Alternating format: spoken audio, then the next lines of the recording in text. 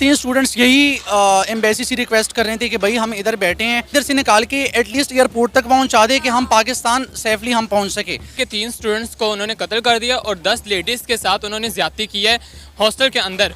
एक तरह से मौत उनके सर पे मंडरा रही है चुके हैं उधर, अब उनको भी उनके चांसेस खत्म हो चुके हैं। ये जो सारा मामला हुआ है वो हॉस्टल्स के अंदर घुस के जो वहाँ के लोकल्स हैं वो वहाँ पर ख़ास तौर पे पाकिस्तानियों को, बंगालियों को और इंडियंस को वहाँ पर वो ढूंढ के उनको जो है वो ज़दोकोब कर रहे हैं और उनकी जो है वो वहाँ पर इज़्ज़तें महफूज नहीं है। कह रही है कि वो उन्होंने बोला है कि हम यहाँ पर तकरीबन कल रात से लाइटें बुझाकर बैठे हुए हैं। दोस्तों, एक देश है किर्गिस्तान, वहां पर पाकिस्तानियों को बहुत जमकर मारा जा रहा है। 3 लोग ऑलरेडी मर चुके हैं, सैकड़ों की संख्या में लोग घायल हैं। अब पाकिस्तानियों का मांग है कि जिस तरीके से यूक्रेन रशिया के वॉर के टाइम पर इंडिया ने अपने स्टूडेंट को निकाला था और पाकिस्तान भी इंडिया का फ्लैग लेकर निकले थे, उसी तर्ज पर अब पाकिस्तान भी काम करे।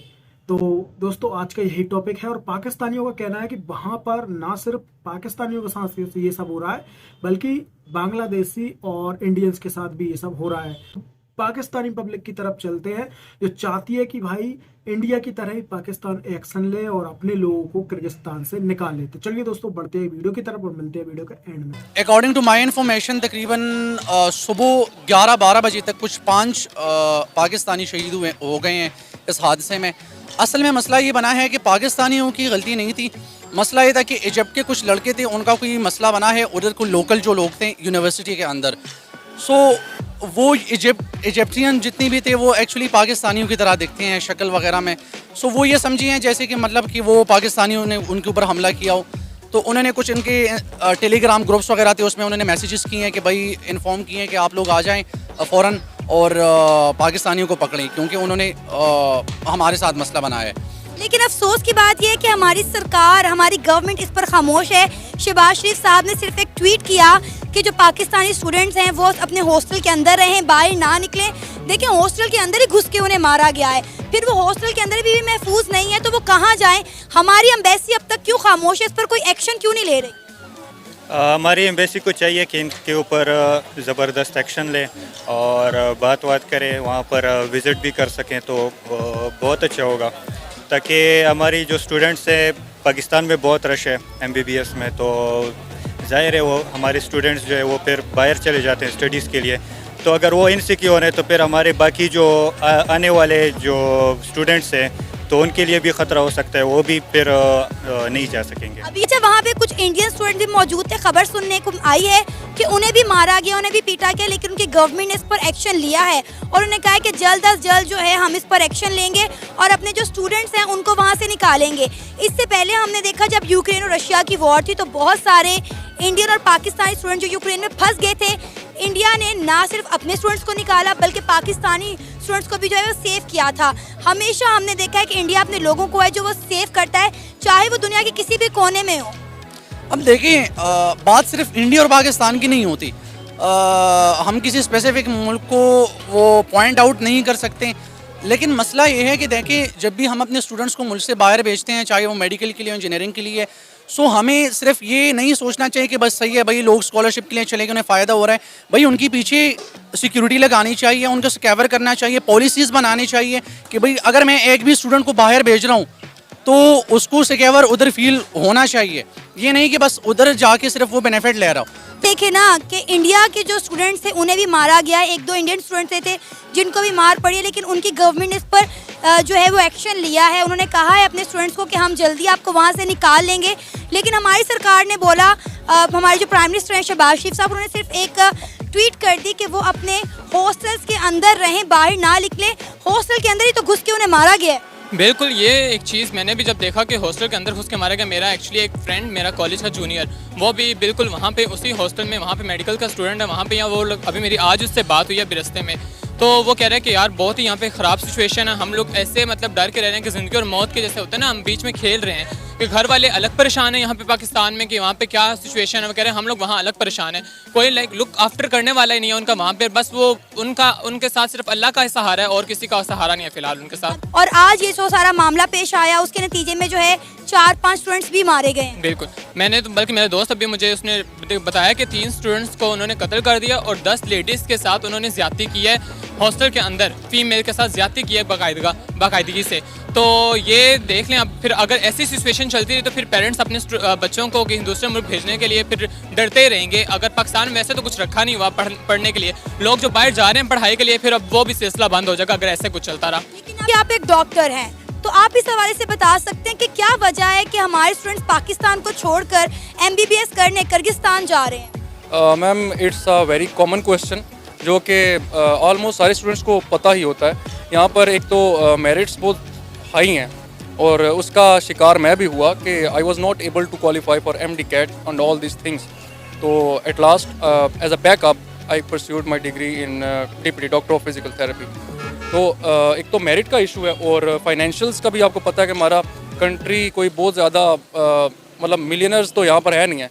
Everybody is here working and for their hand to mouth. तो काफ़ी बच्चे जो अफोर्ड कर सकते हैं, जिनके पेरेंट्स, वो जाते हैं वहाँ पर पढ़ने के लिए। लेकिन अब देखें, अब वो फंस चुके हैं उधर, अब उनको भी उनके चांसेस ख़त्म हो चुके हैं।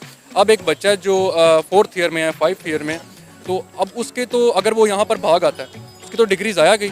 आई डोंट थिंक सो कि वहाँ पर कोई ऐसा प्रॉपर बॉडी है जो इसको आगे पूरी इन्वेस्टिगेशन करके उनकी परस्यूट करवाएगी, कंप्लीट डिग्री करवाएगी। और जो वहाँ पर फंस चुके हैं वो वापस आएंगे, तो यहाँ पर अब उनकी पैसे भी ज़ाया हो चुके हैं, डिग्री भी ज़ाया हो चुकी है। और वही है कि lack of sources and facilities जैसे आपने बोला कि फैसिलिटीज़ की जो कमी है उसकी वजह से ही बच्चे भाग रहे हैं। And to be honest, I was also planning to move to another country to study, but because of as I said resources और financials I wasn't able to. एक एग्जांपल, रिसेंटली जब रशिया यूक्रेन की war start हुई थी तो Ukraine में जो Pakistani students थे, खबर ये आ रही थी, सोशल मीडिया पे चीजें सामने आ रही थी कि उन्होंने इंडिया के फ्लैग को पकड़ के उसका सहारा लेके वहां से निकलने की कोशिश की। मतलब वो इतने क्विक है इंडिया वाले या दूसरे कंट्रीज वाले। बाकायदा इंडियन एम्बेसी ने वहाँ प्रोएक्टिव रोल जो है वो अदा किया था और उनके बहुत ज्यादा स्टूडेंट्स वहाँ जो थे और उन्होंने बचाए। और पाकिस्तानी उनके साथ अटैच होके रेशियल अटैचमेंट करके जो है उन्होंने अपनी जो है वो जानें बचाई थी।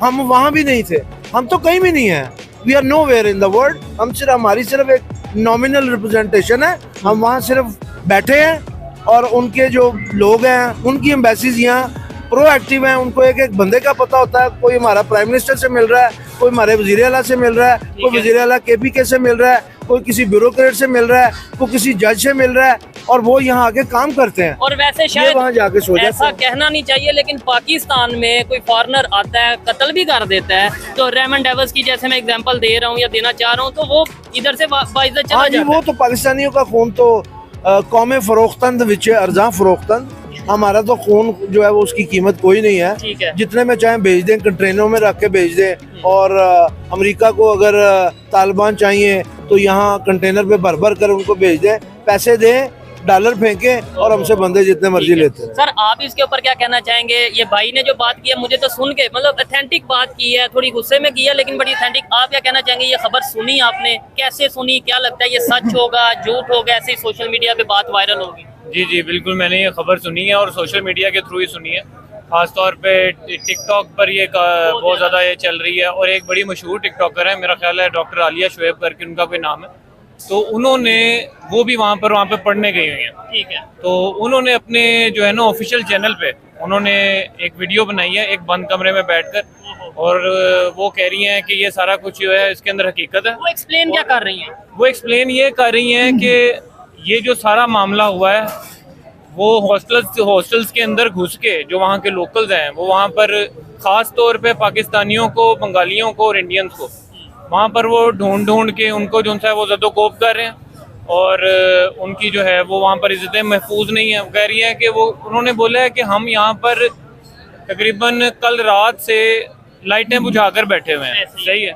और ये उन्होंने वहाँ पर खिड़कियाँ तोड़ दी हैं, दरवाजे तोड़ दिए हैं वहाँ पर आके, और या वहाँ की ना उनकी कोई जो लोकल पुलिस है वो कोई उनका साथ दे रही है, और ना एम्बेसी की तरफ से कोई जो है वो उनकी हेल्प की गई है। ठीक हो गया। तो ये मेरे नज़दीक ये एक सही खबर है। खबर सही है, लेकिन जो पाकिस्तान गवर्नमेंट या पाकिस्तान एम्बेसी जो वहाँ पे मौजूद है उनकी तरफ से जो एक्शन लिया गया, आपको लगता है कि क्विक एक्शन है या थोड़ा लेट? कोई एक्शन मेरा ख्याल है अभी तक तो लिया ही नहीं गया। नहीं, अभी मेरे न्यूज में नहीं है। मेरे अभी खबर ये आ रही है रिसेंटली जब हम ये प्रोग्राम कर रहे हैं इस टाइम से 5-10 मिनट पहले खबर ये आई है कि पहली फ्लाइट शायद वहां से रवाना हो चुकी है स्टूडेंट्स को लेके। अगर ये ऐसा है तो मैं समझता हूँ देर आए दुरुस्त है। जी जी, मैं भी यही समझता हूँ कि देर आए दुरुस्त आए। एक सोशल मीडिया पे जो है नॉइज लेवल एक क्रिएट हुआ है, लेकिन अगर सोशल मीडिया पे ये हाइप ना बनती तो फिर नहीं होना था। इनके कानों पर जूं नहीं रेंगनी थी। ठीक हो गया। और इवन अभी भी जो वहाँ पे एम्बेसडर मौजूद हैं उस कंट्री में, वो जाके उन स्टूडेंट्स को, पाकिस्तानी स्टूडेंट्स को ये कह रहे हैं कि काइंडली आप वीडियोस ना बनाएं, वीडियो बना के पाकिस्तान ना भेजें, इससे यह है कि इमेज खराब होगा। यानी इमेज खराब होने की, अच्छा होने की पड़ी है, स्टूडेंट्स की जान का नहीं है। वो तो अपनी सिक्योरिटी के लिए बना रहे हैं ना कि भाई मैं मुश्किल में हूँ, मुझे बचाओ। बिल्कुल सही कह रहे हैं, बिल्कुल सही कह रहे हैं, मैं एग्री करता हूँ। ठीक है। वैसे भी जो आपने ये बात की है ना सोशल मीडिया, मैं आपको गारंटी के साथ कहता हूँ, ये श्योरली कहता हूँ, आपके चैनल्स पे इलेक्ट्रॉनिक मीडिया के ऊपर जो बड़े बड़े एंकर्स बैठे हुए हैं ना, ठीक है, वो अपना सोशल मीडिया से वर्किंग करके वहां से आगे अपनी एंकरशिप चलाते हैं। ऐसे ये इंस्टाग्राम से खबर उठाई, ट्विटर से खबर उठाई, रिसर्च ओरिएंटेड नहीं होते ये। कभी भी आप इनकी आप न्यूज़ देख लीजिएगा, 2 बंदे 3 बंदे पार्टियों के बिठाए, पाकिस्तान के नेशनल इश्यूज, अवाम के इशू कोई डिस्कस नहीं हो रहा होता। असेंबली में क्या हो रहा है, सेनेटर क्या कर रहा है, फलान जज क्या कर रहा है, ये अवामी मसाइल नहीं है। लड़े आप जो मर्जी करें, हमारे अंदर ये बात है क्यों चीज जो है, हमें तो रिजल्ट चाहिए, अवाम को तो जो है वो रिजल्ट चाहिए। तो ये बड़े बड़े एंकर जो बैठे हुए हैं ना, ये सारे सोशल मीडिया से एंकर बने हैं। ये शाम को कॉफी का कप पीते हैं, उसके बाद देखते हैं कौन सी बड़ी खबर बनी हुई है, उसके बाद दो ट्रेंडिंग देख के उसके बाद 2 बंदे मेहमान बिठा के मुझे आप एंकर बना ले, मैं 2 घंटे ऐसा प्रोग्राम कर सकता हूँ। फजूल प्रोग्राम हो रहे होते हैं, इससे अच्छा तो सोशल मीडिया पे वर्क हो रहा होता है। और फिर बाद में सोशल मीडिया की क्रेडिबिलिटी पे सवाल उठा दिया जाता है कि भाई ये सोशल मीडिया, वो तो सच आता है तो झूठ भी आता है, तो सच भी आता है। ठीक है, तो आपने अपने अपने वैल्यूज को देखते हुए सच और झूठ को देखना है ना। अच्छा पड़े लड़ पड़े आपस में ये वो, लेकिन वो जिस तरह मार रहे हैं ना, तो वो मैंने इंडिया की एक वीडियो देखी थी, उसके अंदर इस तरह जो था ना, वो मुसलमान स्टूडेंट्स को मार रहा है। जैसे आप इंडिया की बात कर रहे हैं, तो इंडिया के स्टूडेंट्स भी वहाँ पे मौजूद हैं, इंडियंस भी। और कुछ टाइम पहले जैसे रशिया यूक्रेन की वार हुई, वहाँ पे यूक्रेन से स्टूडेंट्स कैसे इंडियंस ने बचाए। फिर इराक और कुवैत की वार हुई, उसमें वहाँ पे जिस तरीके से इंडियंस को बचाया गया, स्टूडेंट्स को उनकी एम्बेसी ने 1 लाख तकरीबन 63,000 उन्होंने वो प्रॉपर ऑपरेशन किया और उसे बचाया। सर यहाँ पे क्यों किया? क्विक रिस्पांस उसी सूरत में आ सकता था कि यहाँ पे शराफिया या जो गवर्नमेंट लेवल पर जो लोग हैं उनके बच्चे उधर बैठे होते तो आपको रिस्पांस मिल जाता। ठीक है। उनमें से मेरे ख्याल से किसी का कोई नहीं है। और कहते रियासत जो ना माँ जैसी होती है, ये तो लवारस बच्चे हैं बेचारे, इनका आगे पीछे ही कोई नहीं है। पाकिस्तानी गेम है ना वो, इनका वैल्यू पाकिस्तानियों को आप देख लें, हमारे पासपोर्ट की क्या वैल्यू, उस हिसाब से वो जो है वो ट्रीट करते हैं जनाब। वो दलाई उन्होंने कर दिया, मजा ये उसी वक्त रिस्पॉन्स होता है जनाब। अम्बेसी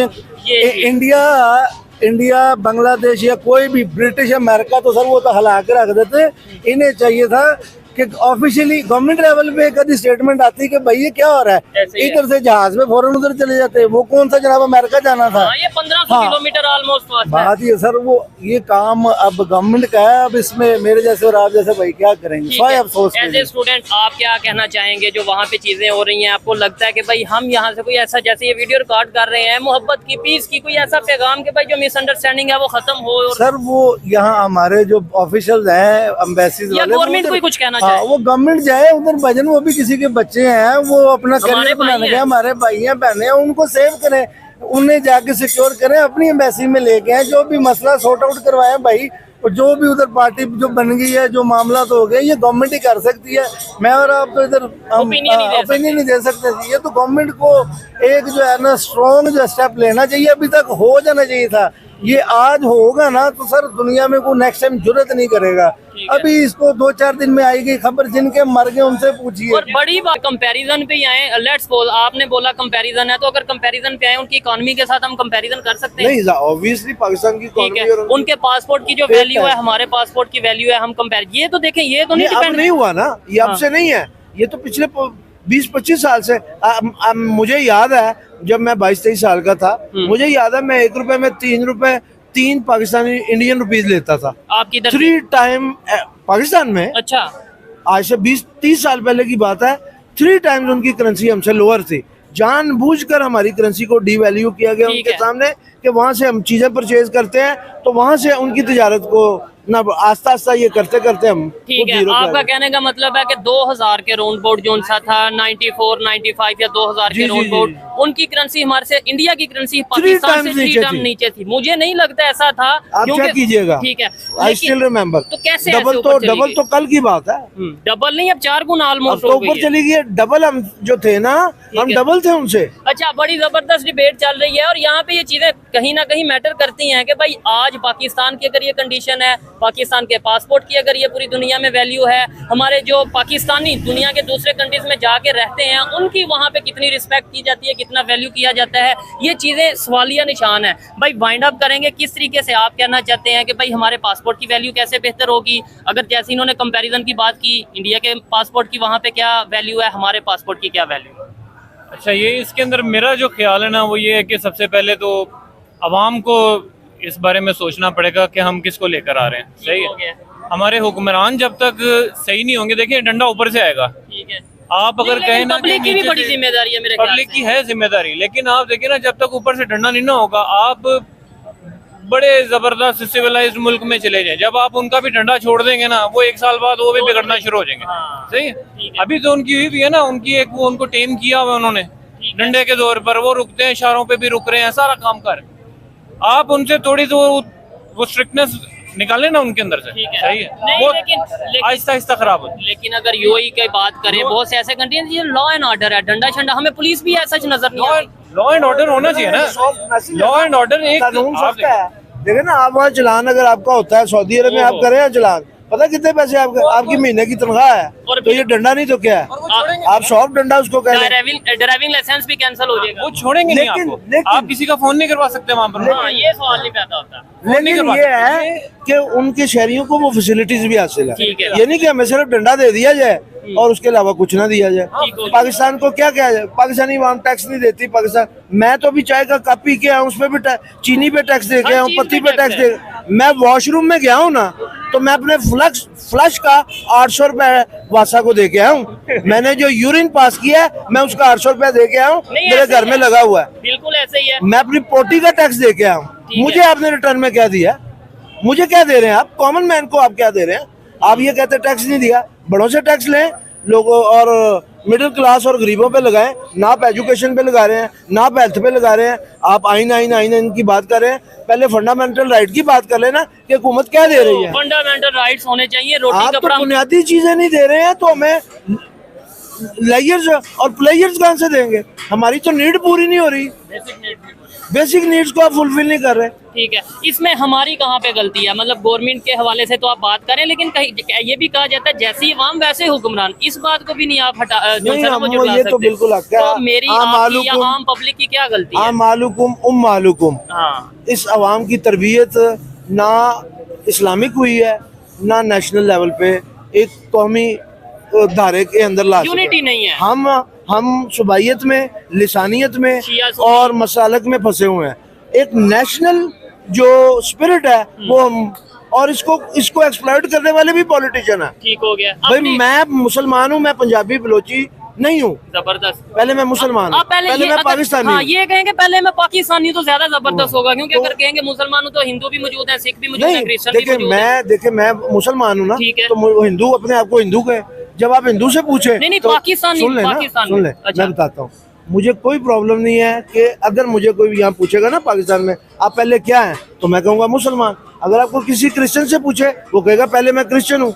मैं बहुत खुश हूँ। इधर ही तो हो गया ना फिरका वारियत और मजहब और ये। अगर हम कहें कि भाई पाकिस्तानी है, फिर मैं मुसलमान हूँ, वो जो भी है। मैं इसका जवाब देता हूँ, सारे पाकिस्तानी है। That is the uniformity. ये चीज ठीक है इस पे। अच्छा, ये जो डाइवर्सिटी है ना, कि वो क्रिश्चियन है, ये मुस्लिम है, इसमें कोई लड़ाई नहीं होती, ना थी पहले, ना कभी हुई है।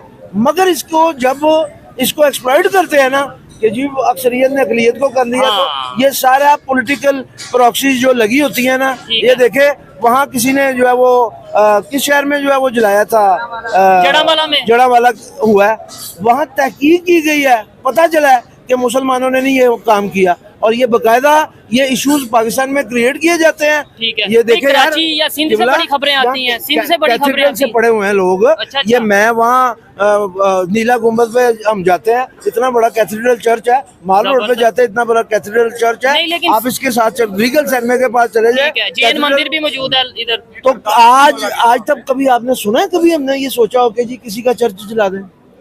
आज तक कभी आप नहीं, कॉमन मैन वैसे के पास एक चीज है, ये जड़ावाला का वाकया तो पूरी दुनिया ने देखा, और उससे पहले सिंध से अक्सर खबरें आती हैं। मैं भी एक दफा कराची में गया था, मंदिर डिमोलिश किया गया, तकरीबन 1500 साल पुराना मंदिर था, ये खबरें तो आती सर हैं। वो आप देखें ये कब हुआ, इससे पहले कभी नहीं होता था। जब बाबरी मस्जिद को डिमोलिश किया है, मैं उस वक्त स्टूडेंट था। अच्छा। आई स्टिल रिमेम्बर कि बाबरी मस्जिद पर बकायदा जब विश्व हिंदू परिषद और आरएसएस के दहशतगर्दों ने उसको गिराया है ना, अच्छा। पाकिस्तान में आज तक किसी मंदिर को किसी ने हाथ नहीं लगाया था। ठीक है, तो बकायदा उस इंसिडेंट के बाद पाकिस्तान में भी, और ठीक है। I was one of them. ये जैन मंदिर तब शायद तोड़ा गया या उसे गिराया था उनको, उसको गिराने में मैं भी शामिल था। अच्छा। मैंने रिएक्शन के तो अंदर क्या जो आपको है लगता है कि ये बेहतर काम आप, मतलब वैसे मैं पूछ मैं रहा हूँ वही कह रहा हूँ कि एक नेशनल इश्यूज के तौर पर जो है वो कौम की नेशनल ग्रूमिंग जो है वो पॉलिटिशियन से करनी होती है। ठीक है। या तो आप फिर उलमा को ले आए, उलमा को आप लाने नहीं देते,